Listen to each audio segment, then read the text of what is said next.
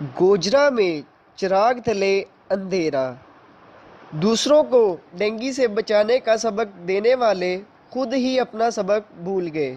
DHQ hospital Gojra के main gate पर लगा हुआ ये बैनर अपने ही अल्फाज की नफ़ी कर रहा है, क्योंकि डीएचक्यू हॉस्पिटल में काम करने वाले सरकारी मुलाजमीन की रहायश कॉलोनी में खड़े गंदे पानी ने महकमा सेहत के आला सफाई के मेयार की अक्सबंदी कर दी है।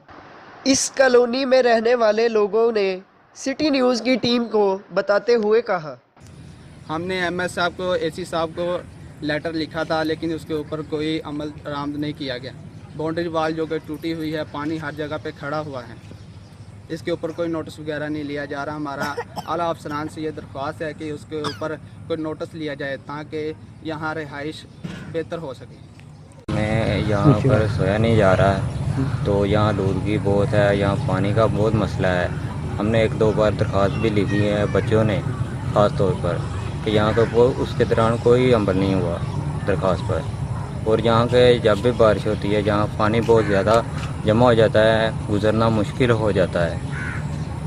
महकमा सेहत के आला अफसरान को दरख्वास्तें दे चुके हैं, मगर गंदा पानी हमारे क्वार्टर्स का सत्यानाश कर चुका है और बाउंड्री वाल गिर चुकी है, जिसकी वजह से मवेशी और ख़तरनाक जानवर कॉलोनी में दाखिल हो जाते हैं और गंदा पानी मुख्तलिफ़ किस्म की बीमारियों का बाइस बन चुका है। इसलिए आला हुकाम से अपील करते हैं कि हमें मुसीबत से निजात दिलाई जाए। हमें सेहतमंद रखने वालों की सेहत का महकमा सेहत को ही ख्याल नहीं। कैमरामैन राना इजाज़ के साथ मियां साजिद।